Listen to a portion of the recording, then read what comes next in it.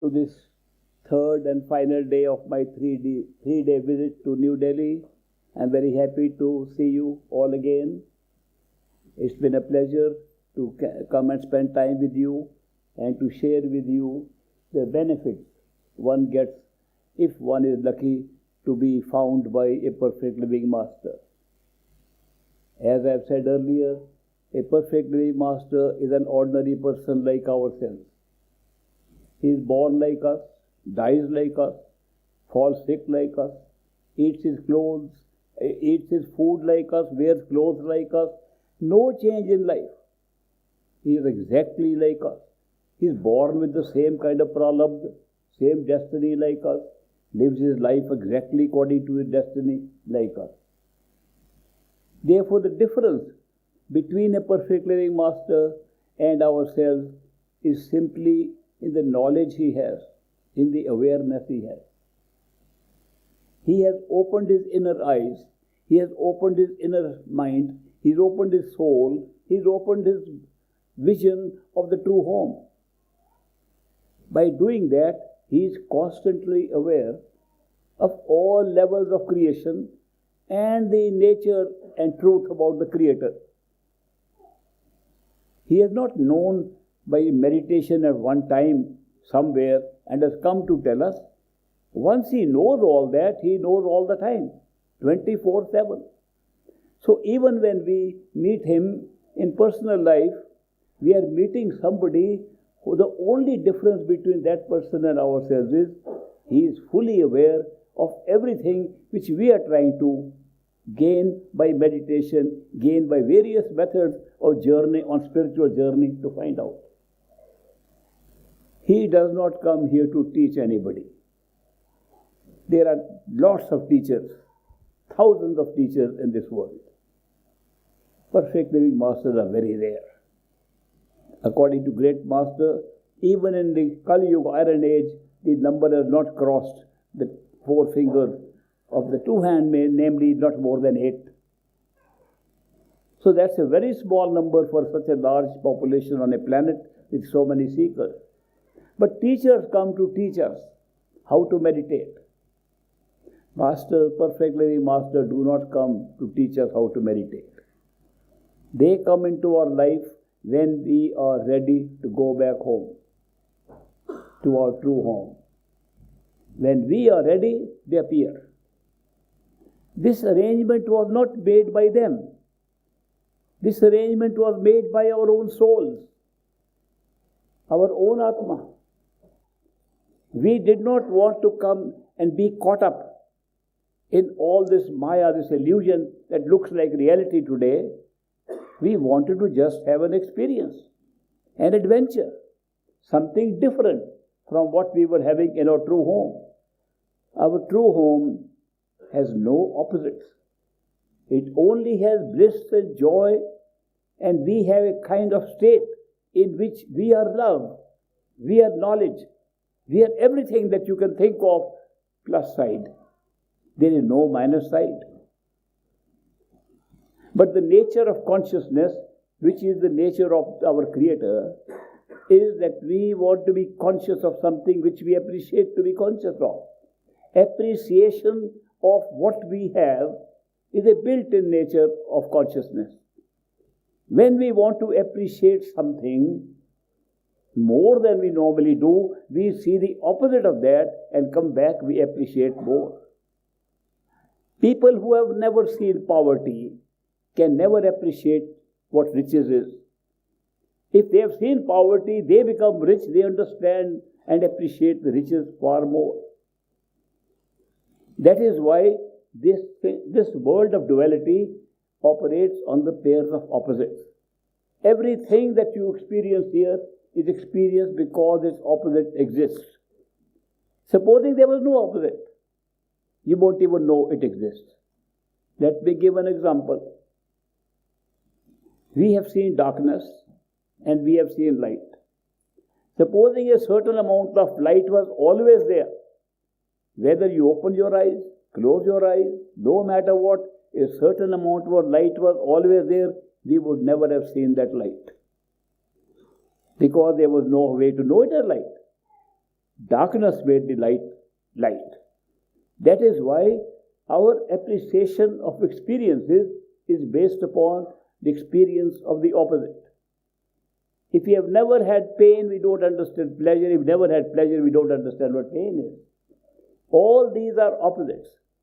So we are working here and enjoying an adventure into a temporary creation which is created not in one level. It would be simple if the creation was as simple as we think it is, that there is a creator sitting, he just created this world. Would be very easy to go back. But the creation is in several layers of creation. In our true home, what do we have? We have totality. The ability to create anything that is even not impossible things can be created. That is the power. The creative power in our true home, because I like to call it totality of consciousness, defining consciousness as a term, whatever consciousness wants to be conscious of becomes creation. With that nature, our true home is a totality of consciousness. Whatever it has become conscious of is taking place right there. But it can be conscious of something away from itself. Even that becomes an experience away from itself, but still taking place there. Simple example is, even here, we go to sleep and have a dream. In dream, we go far off places. We run around. When we wake up, we find we went nowhere. Nor did the dream take place anywhere else except in the bed we were sleeping in. We did not go anywhere, but the experience was we went to many places. This whole creation is based on that. We have never left our true home. This whole creation is taking place in our true home. And the consciousness has created some things so that the experience becomes so wide, so wonderful. Even that which does not exist in our true home has been created just to have a greater appreciation of our true home. What is that?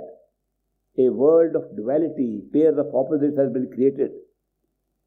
There is no pairs of opposites in our true home. But by creating a world of pairs of opposites, this has become an opposite to the world of no opposites.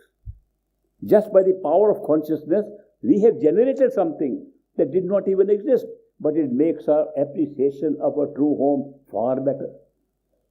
The main purpose of creation was that, to appreciate what we already have, to create something that was not real, made to look real, made to look as real as possible.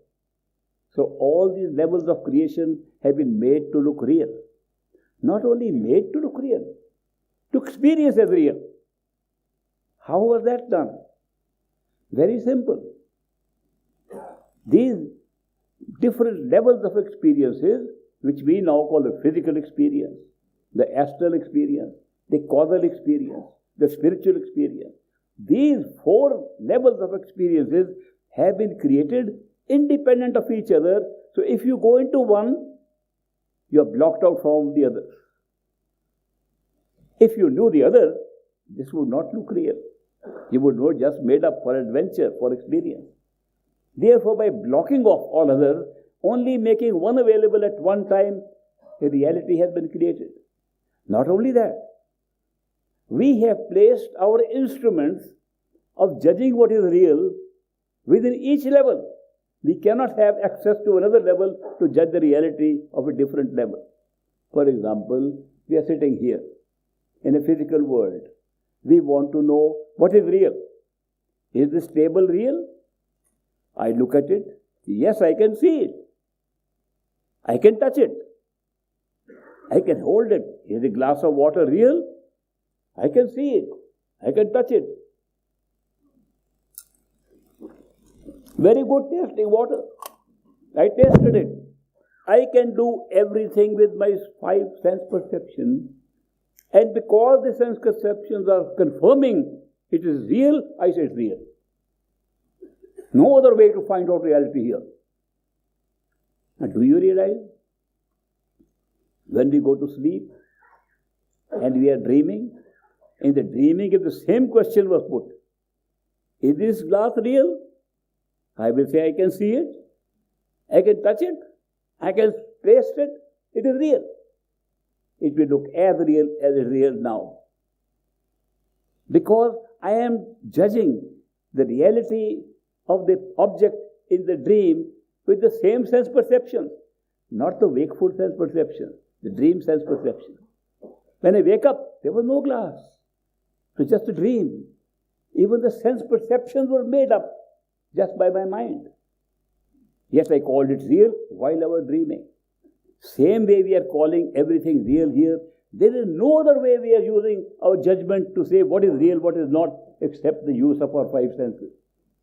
And all the senses are belonging to the same level. Therefore, all the senses which you are using are automatically at the same level. There used to be an old debate to discuss whether this world that we are looking at exists materially outside, and we are merely born for a short time in a world already existing, and therefore we are a short spectator, a short experiencer of a long world which has been existing for billions of years. Is that true? Or the other thing is true, that when we come in a physical body with our mind and senses, we generate inside an experience which is projected out and looks like a world that has existed for billions of years. Is the cause of this experience of looking at this world outside or inside? To put it briefly, the philosophers have asked, when we look at a tree, do we see the tree because the tree is really there? Or is the tree there because we are really looking at it? Does the looking at it create the tree, or the tree makes us look at it? Which is real? Looking or tree? As it happens, both things are taking place at the same time. The tree and the looking at the tree are simultaneous.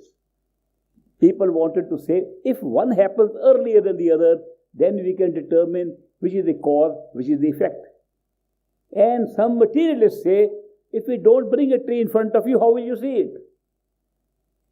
Same mistake they make that I was talking about the touching of the water. Bringing of the tree is the same experience as a tree. If bringing of a tree is considered to be something outside of the tree, it would be different. But when you see the bringing of the tree, the same experience of vision as the tree. Therefore, we are using the same sense perception to determine what is real or not. This is just a debate going on, philosophically, metaphysically. Do we see things because they are really there, or they are there because we are able to see them from inside and they look outside? While the philosopher debates outside, people who want to really find out the truth want to say, let's go inside and see what is inside. If we go within ourselves, we'll find a lot more. Do we really have the picture of the whole world inside? Do we really have the whole world inside, that we are seeing it outside? So when they want to go in, they say, where should we go in? They close their eyes, it's dark. They open their eyes, they can see. So why should we go into the darkness to find the truth about that which we can see in light? They give up. It's as simple as that. We close our eyes, we see nothing. So how should we assume that by closing our eyes and not seeing outside, we are able to see more? The truth is, when we close our eyes, we are not looking inside at all. We have just stopped looking outside. By stopping looking outside does not mean you are looking anything inside at all. If you want to look inside, you must not use these eyes and block these eyes to look inside. You must use some other means of looking inside. Now we have methods available. We dismiss them. What is the method? Imagination. What is imagination? If I imagine something, I am imagining that I was talking of a tree. I could imagine there's a tree right here in front of me. I suppose if you want to see, I show you, there's a tree in my hand. How many of you can see a tree? There you are. There's no tree, but you are able to see. These eyes are not seeing the tree at all. Then which eyes are seeing them? If the seeing was only with these eyes, you would never be able to see anything imaginatively. But when you are able to see imaginatively, that means some other power of seeing exists in you. That means vision or seeing is not connected with these eyes at all. There's some other power that exists, otherwise you would not see in imagination. Now, if you can imagine that you can see, why not use those eyes? Why not use those hands which you can imagine exist? I can say, I put my hands here, but I have other hands that are just going up and catching this. I can imagine. Why don't I use those hands? I can smell flowers inside which don't exist. Why don't I use all my sense perceptions inside which are not connected with anything on my physical body? If you do that, what happens?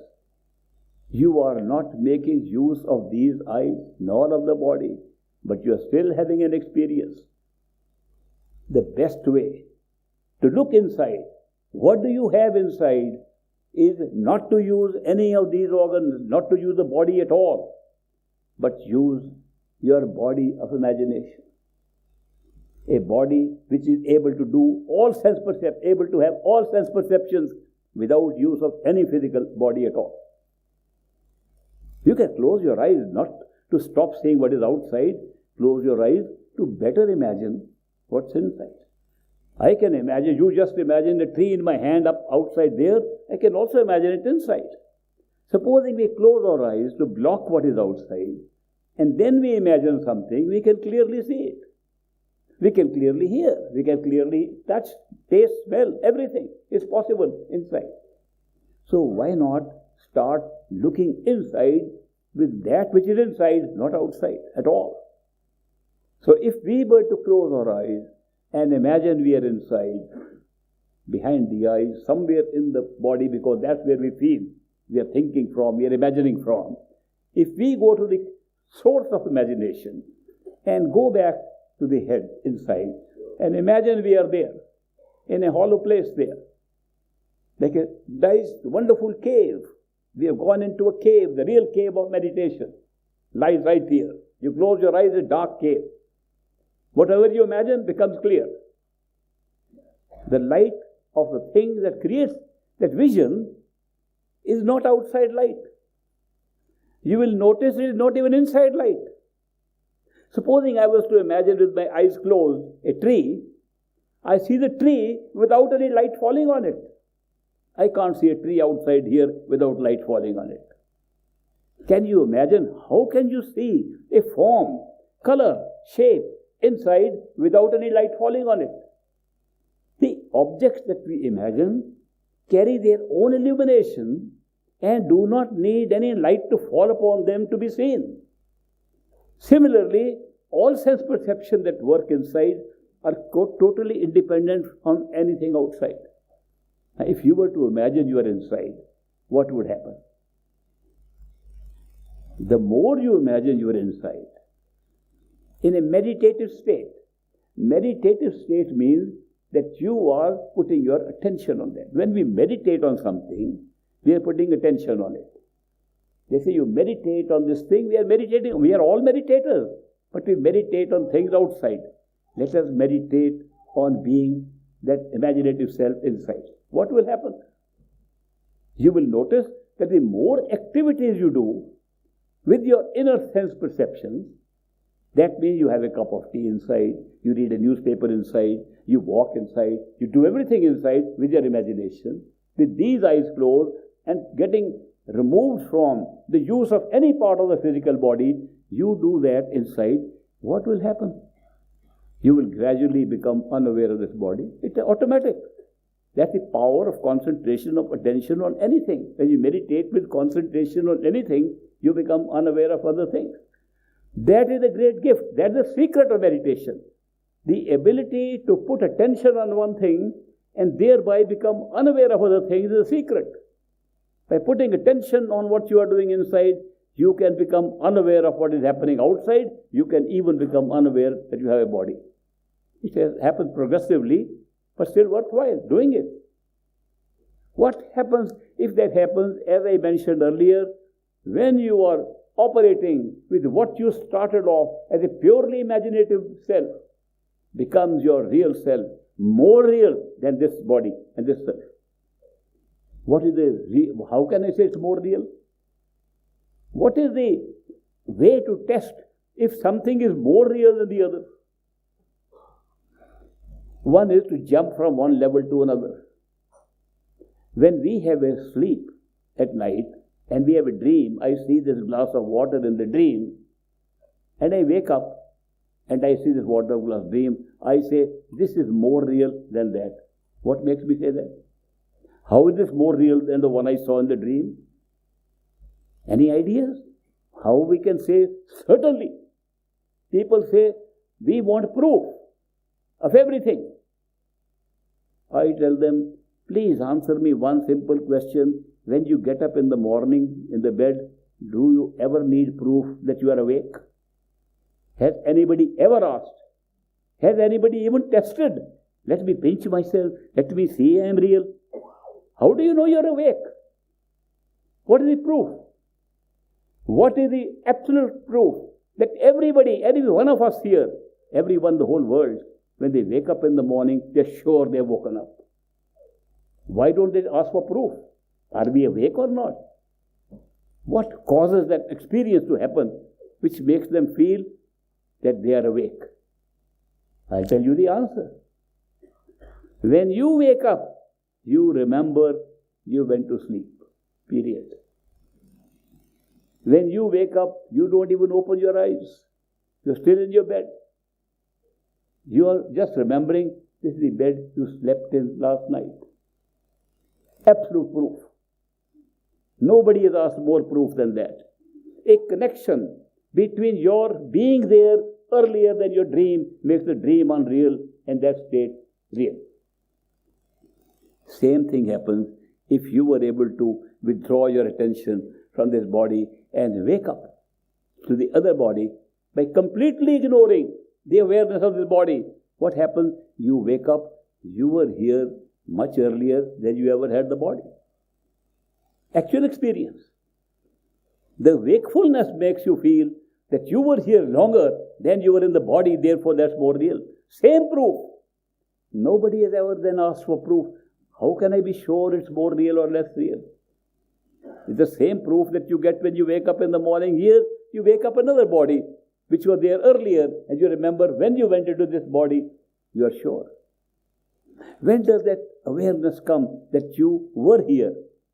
When you have had the experience sufficiently to wake up. Even when we in the morning wake up, half sleeping, half dreaming, sometimes we are dreaming, somebody else is talking to us, we can hear the voice of that person, and we are still in the dream state. Sometimes people give an example. A person is dreaming that he is carrying his horses. He has 2 horses, he is taking them and holding them, the reins of the horses and walking. And he, half asleep, somebody is trying to wake him up and is nudging him, get up, get up. He can hear the word get up, but he can also see the horses. He's halfway awake. So the man who is awake says, get up. And he says, what about my horses? He says the dream. The man says, I will take care of your horses. The man wakes up. There are no horses. Did that man tell a lie? Who said, I will hold your horses? Was he a liar or not? He said something which was not there. But when he said it, it was there. Do you know that is how perfect living masters operate here? They are awake. At different levels, wherever we are, they are one more level awake. So when they nudge us to wake up, we are still tied up with the experiences here. So we feel the experience, they talk to us, we say, what about my problems in the world? What about my children? What about my house? What about my job? They will take care of it. And we wake up and there was no job and there were children, nobody. That's a different world altogether. That is why there is a stage when we are overlapping between a dream and a wakeful state. The same thing happens when we are in the early stages of our meditation. That we are able to imagine ourselves, but half the consciousness is still in the body in this world. We have spent so much time in the physical plane that to wake up, even by the meditative method that I'm talking of, most of the time, in one lifetime, you can be on the overlap of these two. When the overlap is there, you're not fully sure. But you are half sure.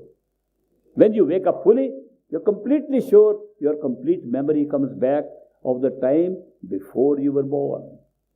Not only that, before you had several births. So when we not only remember last night's dream, we remember we slept previous night also. It's the same thing when you wake up to the higher level. This is so beautifully constructed. If you see how this creation has been made, that it's like a dream within a dream within a dream within a dream. So beautifully constructed. Each dream made into an independent reality. We wake up from one dream to another. That is why the spiritual journey is not a real journey at all. We don't go anywhere. When we wake up from a dream which we have seen many things, and we wake up, we don't go anywhere, we just wake up. Where do we wake up? Where we went to sleep. We have not gone anywhere, we haven't come anywhere. We still call it a journey.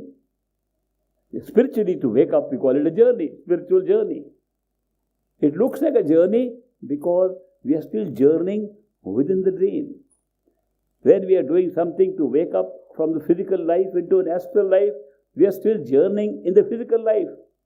We are moving, going places, finding out truth, doing meditation. All of that is being done in the dream state of wakefulness. When we wake up, we never did any of these things. We just had a dream. So that is why this is such a wonderful way the whole system has been set up. The beauty of creation can never be fully appreciated except from the top. How beautifully the whole level after level has been created for a variety of experiences.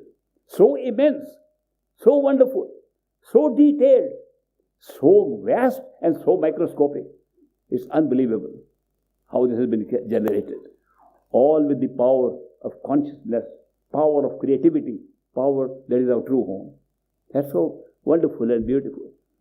The most amazing thing is, as a human being, sitting in the sixth stage of our dream state, we can rise all the way up to the top.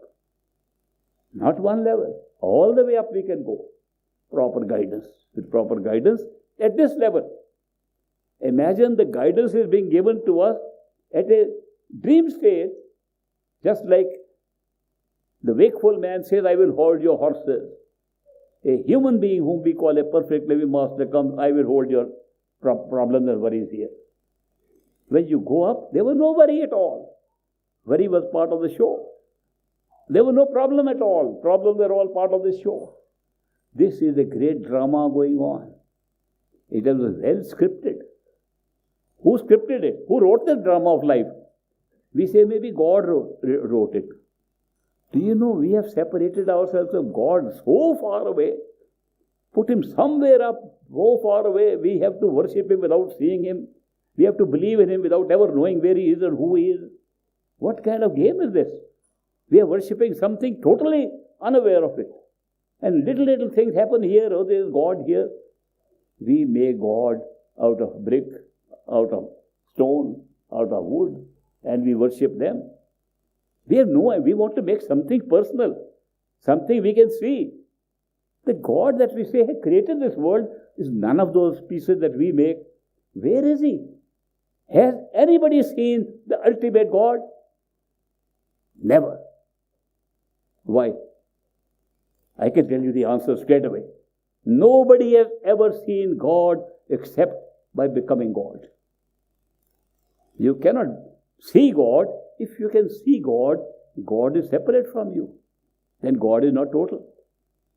God is completely total. There is nothing outside of God. What we call the ultimate creative power, which is real God, is complete, total. Nothing is outside of it. If you are outside of it, it cannot be God. It's a lesser being. And lots of lesser beings are there. You can worship them. The lesser beings running at different levels.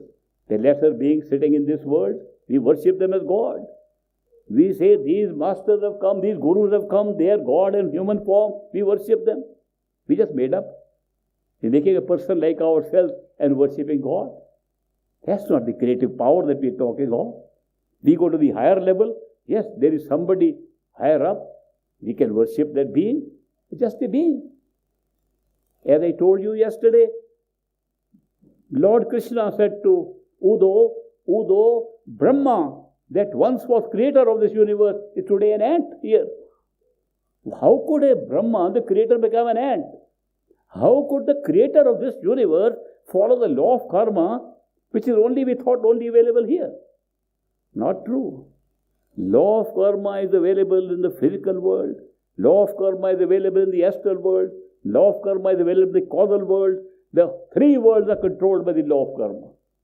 We generated the law of karma at the causal plane, at the top of the causal plane. All beings, even those who we worship as gods, are just beings, souls like ourselves. Good karma has put them in that position and we worship them. These great creators of the universe at these levels are all part of creation. But the ultimate, where all gods were created, where everything was created, is only a totality, total. Nothing exists outside of it. All of us are sitting inside that, even today. This is all a drama taking place within totality of consciousness. Therefore, imagine a human being like ourselves sitting with us here in a physical plane with the awareness of totality. What kind of experience is he having? His experience is that he can see all are part of one. We say, just for the sake of saying, oh, we should all be one. We are part of the one. We are created by one. But we hate that person. We hate that. We don't like that one. How can that happen? If we are all one, will there any be hatred if somebody believes all is one? Impossible. Sri Guru Sahib says, Manda kisnu akhiye je koi duja hoye. How can I call anybody bad if there is nobody else? We are all part of one. And here, where are we living? All divided. What divided? A unit of experience, which we call a soul. What divided it from the total? As I explained the other way, the drops in the glass are still in the glass. But we have contracted our awareness to the size of a drop. The rest of the glass is there. We have never left it. We are still part of it. We are still part. Atma is continuously, always part of Paramatma. And never left it. It is within Paramatma. It functions like Atma. All the different regions of experiences created are within Atma, not outside. All are dreams of a sleeping Atma. The Atma is not sleeping in the sense we sleep, because Atma continues to be a form in which it does not sleep, and that is called life. We are alive because of the Atma. It is not aware of itself because it covered itself with other experiences, but it is still alive. Therefore, it gives life. Atma is life taken from its totality and gives life to the next level of experience, mental experience, causal experience, experience of vastness, experience of depth, experiences of time, experience of past, present and future. That's a great experience. To generate that from a single point, to generate a vastness, was a great experience. And it becomes an experience. Awareness turns into experience simply by creating time and space. If total awareness becomes experience. Experience is always in time. So we are generating at the mental plane, at the causal plane, this very big arena, very big stage, very big canvas on which to paint this whole show. And that is time and space. When we go into higher levels through the guidance of a person who is operating from totality in a physical form, when we are guided by such a person and taken to that level, we see the beautiful scene of the creation of time and space. It's the most remarkable thing how totality can be spread out into past, present and future in a beautiful way, and events separated from each other. We are taking them for granted here. But watch how it is done. Now imagine all that I am sharing with you is experienceable. And even higher than experience, you can get the awareness of totality. What a wonderful opportunity a human life gives us. Only human life. No other life. Human life does not come every time. We think it comes all the time. When we reincarnate we don't always reincarnate as a human being. You live a dog's life as a human being, you will be a dog. You live a different type of life here, and you will be that form. When we become human beings, we go through all forms of life, depending upon what we did in the past, what our mind did in the past. Not the physical actions, what the mind was thinking, mind was intending to do. That's the very basis of karma. The basis of karma is what the mind intends to do, and that is continuously building up and creating a series of lives for us. In one lifetime, we can create so many lives. Sometimes we can create 3-4 lives. 3 years as a bird, 4 years as a dog, 5 years as this thing, and then man again. Or it can be very long stretch depending upon our karma. We can have different forms, so much time, 1,000 years for a tree, and then few seconds for an insect. How does this work? Now, when I was reading Darwin's theory of evolution, and he laid down a series of forms of life, where he said evolution takes place, I compared that to what our spiritual teachings tell us, that how does karma work if it has to take us through several forms of life. I discovered it very similar. That means you cannot become a dog first and then a fly later. You'll be a fly first, dog later, and a man later, human being or later. So the process that we go through for a karma to come back from one human life to another human life can involve several forms of life. The Atma is still the same. Mind is still the same, but in a very subdued form. Sense perceptions are still the same, very subdued form. All pressed down into a small form, different form, where the mind cannot function properly. Deliberation is absent. Instinctive experiences generate all our life in that. The power to say, should I do it or not do it, does not exist in any other form of life except human life. That's a beautiful thing. The greatest gift human beings have is this. Somebody said, man is made in the image of God. Does God look with eyes and hair and all that? Does he have a body like that? Of course not. God is creative power. Then what is the common thing between man and God? The common thing is only this. God's will, the will of totality, the will of the consciousness generated all experiences. And man thinks he also has a free will to generate any kind of life he wants. That's the only common thing. Free will of man is likened to the free will of God. Therefore, they say man is made in the image of God. Not in any other form. It's just this ability. That is why God's greatest gift, the will to decide what to do, which God decided. The same experience we are having here, the will, we can decide what to do. What is the usefulness of this free will? It is this free will that makes us seek inside. I want to go back home. Does not come if you don't have this free will. This very seeking of going back home comes because of this free will. It's the greatest gift to us. No other form of life has it. Out of 8.4 million, 84 lakh forms of life already listed in our scriptures. So that is why it's a very valuable thing. If somebody says, I want to be lucky, I say, you're the luckiest person, you are a human being. What greater luck do you want? A human being with the ability to seek and go home, what else do you want? Tell me something better. I cannot even imagine anything better than that. Therefore, we are extremely lucky. Not only have we got human bodies, but we have had the opportunity to experience seeking insight. That we have found we are done with this program of this show of various levels of creation. If we are only done with one level, we'll be happy to go to heaven and come back again. Time and space and reincarnation is going on at all three levels, not only physically. Astrally, we are born and die. Mentally, mind even is born and dies. It's all in time and space. The escape from rebirth does not take place by going one level or two levels. The escape from birth and death only takes place when you go beyond the mind to the level of your Atma, Parabrahm. That's where it is. And Parabrahm is called because beyond Brahm, beyond the creative power of these universes. But Parabrahm is also only to discover who you are. You find you are immortal, you are a soul. Wonderful. It's very good to know that.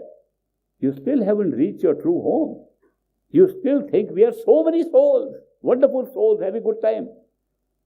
You are having a good time, but you are still divided, separated. That union, ultimate union of oneness only comes when we go to a true home where there is only one totality of consciousness, totality of awareness, totality of life, totality of everything that's created, everything here. It's total. There is nothing outside of it. All levels have been created within it. And that is why it's the greatest of joy to be able to have an experience of creation and then to be part of the Creator. What else can be better? So we are very lucky to have come here, very lucky to have descended into different experiences. And with all the vast information, vast experience of several lifetimes of living here, we are carrying that experience back to appreciate our true home better and better than any soul that was living there. What a beautiful way. We think it was a bad deal to come here? Not at all. When you find that the whole life that you created, which looked so real, was merely created through the power of illusion, through the power of consciousness being conscious of something, no more than that. When you realize that, the reality continues to be the same reality from where you started. It does not mean that you went to another reality to come back. You went to something that looked like reality, experienced like reality, you come back, it was not a reality at all, it was just a dream. That's what it is. So that is why the happiness, the bliss, the joy that you get is more than the joy of any of the other souls who are in our true home. It's a worthwhile journey, I must tell you. No matter how bad it looks here, it's a worthwhile journey when you go back home. Take advantage of your human life. Take advantage that you have such people amongst us who are ordinary people, but the awareness of totality. We call them perfect living masters. We call them Sant Satguru. And their signs are very clear. Their love is unconditional. Number one sign. You can do anything, say anything to them. If they react with anger, if they react with judgment, not perfect living master. If they react with love, always perfect living master. Biggest thing. Second part. They will never say they are a master. They will never say they are better than us. They will always equate themselves as equal friends like us. No perfect living master has ever called himself a master or a guru. Those who say we are gurus, we are so and so, are living in a way, in a state of extreme ego of their own. They have not even gone to the first stage if they are claiming to be something. Perfect living master do not want to claim anything, do not want to come and create any religion, do not come to anything. We are after them, create religions, create societies, create these things, and think everything is going to happen here in the physical world. They have come to take us out of there, and we try to perpetuate their teachings over here. So perfect living masters will never do this. To remain ordinary, they will behave completely ordinary like us. If they start behaving extraordinary, then we will not be having a relationship of a friend to friend. I sometimes give an example. Supposing an enlightened person, a real guru, comes in while I am talking to you. But he comes in showing his extraordinary power. He can levitate, he can fly. So he comes and flies here. You will all look at him and you will forget me, I know. You will say, how is he coming here? Now supposing he is flying here, we are so many of us, what will we think? Some will say there is some string attached somewhere. Most of it, our rational mind will say there is some trickery going on. And there is some string that is pulling him, and we will be able to find out if we look carefully. Some will say, it's an amazing thing how a person can do. Some will believe, that this yogi has performed extraordinary yoga and is now able to fly. We will even admire him. Some will even worship him. But nobody will love him. I can tell you today. Nobody will love him. We'll do everything else. If he falls down here while he's performing, so many of us will run to help him. First time we'll have a little bit of love and compassion for the guy who has fallen down. Do you realize love and friendship does not come between extraordinary people? It comes between ordinary people. That is why perfect living masters, whose whole way of operating is through love and friendship and compassion, they always function exactly as ordinary as we are. So we can experience their friendship, we can experience their love at this level. If they do extraordinary things, we can admire them, but love and friendship disappear. That is why, because their method is love and friendship, therefore they will not perform those kind of tricks just to influence our mind and get some admiration. They will not bother about whether you are following them or not. They will follow you. They will love you. Once they come into our life and accept us. Acceptance is merely their saying yes. We call it initiation. We say we received Namdan. Why? Because we have formalized it. We say it's a formal way that he'll tell us a mantra, he will tell us this method of meditation, he will do this. We have initiated. If that was so simple, all of you can initiate people and tell you how to do it. It's so simple. If just to tell them how to meditate is initiation, anybody can do it. When they accept, it has nothing to do with what you are considering to be initiation. Initiation is the connection inside with our inside. One soul connected with another. We have come. Your time has come to take you back home. This is not a mental conversation, not a physical conversation. It's a spiritual contact, soul to soul. We can't see it. By the way, we can't even know if we are really initiated unless we go in. When you go in, there you discover, if you find your master there with the same love you've seen outside, you're initiated.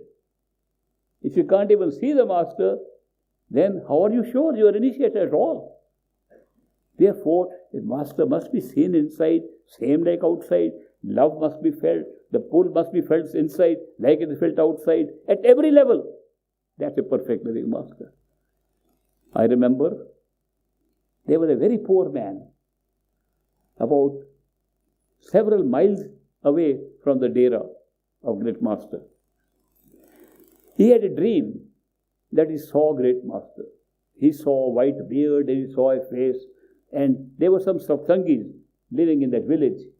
He told them, I see a very strange face. I've never seen it in my life. But it's a white bearded man with a turban and he looks like this.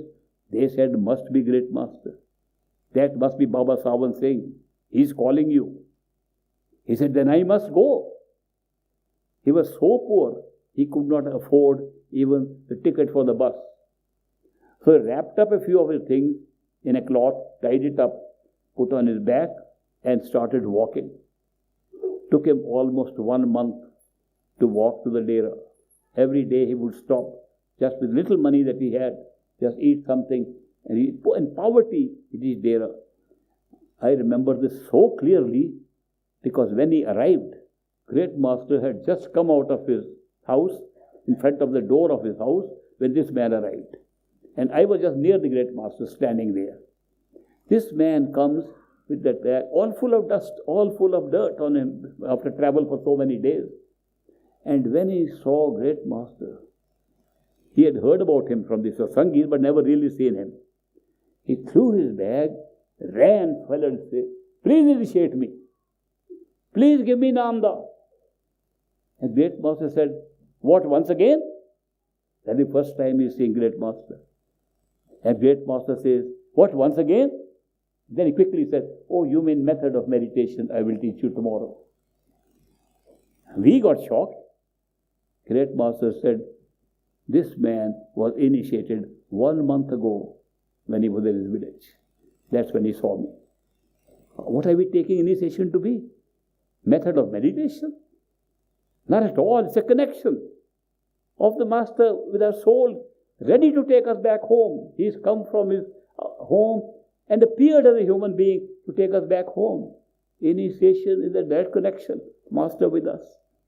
But since our mind wants to, what should I do now if you have initiated me? Okay, meditate. Okay, try to validate. Try to remove your doubts. Mind is doubting. Is it real? Can he be a master? Can this happen? All kinds of doubts are coming in the mind. He says, okay, meditate and go and see these things. And people see a few lights and few, yes, there is something. We are happy. Then they try very hard. That we will definitely see. We'll meditate more. I tried it too. I remember once I said, if there is anything inside, I must find it. And that day I meditated non-stop 8 hours that I have to find. I found nothing. Then I realized, what is this game going on? Why is Master saying meditate more? And when you meditate, you see nothing. He is doing nothing but exhausting our mind. He is telling us, it is not in your hands to do anything. Please don't think it's a mental game. Don't think that with your efforts you'll get it. What is your effort? It's nothing. It's a little speck in a vast horizon. It's a very little speck and you're calling it your effort. It's not an effort thing. Effort is just for your mind. So mind wants to make effort. All right, make effort. Do this, follow these disciplines, follow these rules. Oh, mind says this must be real. When mind is told there are rules applicable, mind loves it. And mind says, and you tell the mind, do these 5 things. Mind says this is science. This scientific method. Very reasonable. If you don't count 5, mind doesn't believe it. Can you imagine the nature of our mind? So meditation is for our mind to validate that what Masters say is absolutely true up to a certain level. And up to that level, a lot of faith is built up. But the real work going on while we are meditating is happening behind the scenes. Real work is going on. Our love and devotion for Master keeps on growing. No matter what the mind is doing. Even with the mind's doubts, the love and pull of the Master keeps on growing. Eventually, the doubts, the questions fall apart. We go to Master, we forget our doubts, we forget our questions. The love pull is so strong. This is a path of love and devotion. A path of love and devotion, nothing else. But meditation is for the mind. We are living a life of the mind to such an extent, we have started to believe we are the mind. We do have no idea that the Atma behind is making the mind alive. That mind is merely a thinking machine, and therefore we have become the slaves of the mind. So we have to use the mind just to get out of the mind first. Mind likes validation of things. Okay. Do meditation, withdraw your attention, see things, understand what nature of creation is. That will satisfy the mind. But the real thing of a perfect living Master is going on side by side with your soul. Soul of Master pulling your soul. Totality of Master pulling your soul. Your true home pulling your soul. That is what the relationship with the Master is. I cannot describe fully the power of a Master. These are simple words I am trying to use, and I know they are failing from trying what I am trying to convey. The best I could do was to tell you, Master is the secret. Great Master himself said, real Santmat starts with the Satguru, continues with the Satguru, ends with the Satguru. That's the real Santmat. Mind doesn't accept this. Therefore, everything else has been laid out for satisfying our mind. And therefore, don't forget, get your darshan, get drishti of Master. See him as often as you can afford. Spend time. If you can't see him, spend time with like-minded satsangis, like-minded people on the same path, so that you can talk about the Master. And that also develops love and devotion for the Master. This is my suggestion to all of you as an old veteran satsangi, not very good satsangi, but at least a little bit who became very lucky to get so much time and so much love from the perfect living Master. Thank you very much for joining me. I was very happy to spend these 3 days with you. and I certainly want to give some more time to some individuals who never met me before